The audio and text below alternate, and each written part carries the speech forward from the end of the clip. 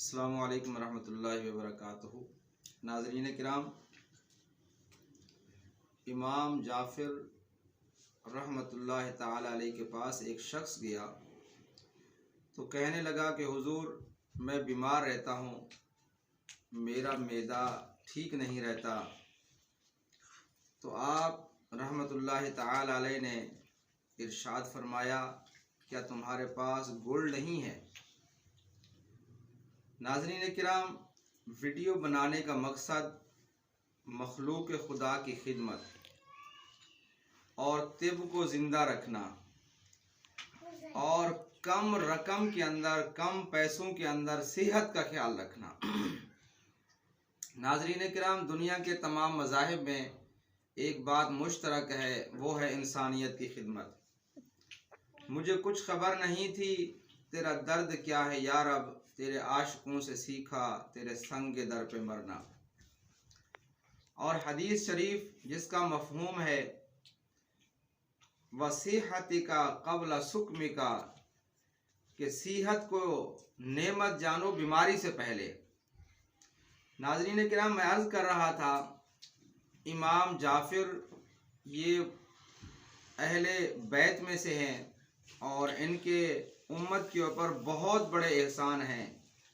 लेकिन ये बात ज़हन में रखिएगा, हदीस में आता है, अना इंद ज़न्नि अब्दी, बंदे का जैसे गुमान होता है उसको साथ अल्लाह ताला वही मुआमला फरमाता है। निहायत सस्ता तरीन नुस्खा और चीज़ बता रहा हूँ, एक टोटका है, आप इस्तेमाल करें। तिब के अंदर इसके बारे में कहा जाता है कि खाना खाने के बाद थोड़ा सा गुड़ खा लेना 70 बीमारियों से इंसान महफूज रहता है। जब इंसान का मैदा दुरुस्त हो जाएगा, खाना सही तरीके से हज़म हो जाएगा, तो यकीनी तौर पे इंसान बीमार नहीं होगा। तो नाज़रीन किराम, गुड़ वो खाना चाहिए, चाहे वो शक्कर खाएं जो गुड़ से बनती है, या गुड़ खाएं जो ज़्यादा सफ़ेद ना हो। जितना ज़्यादा सफ़ेद होगा उतने उसके असरात कम होंगे। तो नाज़रीन किराम, आज बड़ी बड़ी मेडिसन, बड़ी बड़ी दवाएं इंसान खाता है मैदे को दुरुस्त करने के लिए।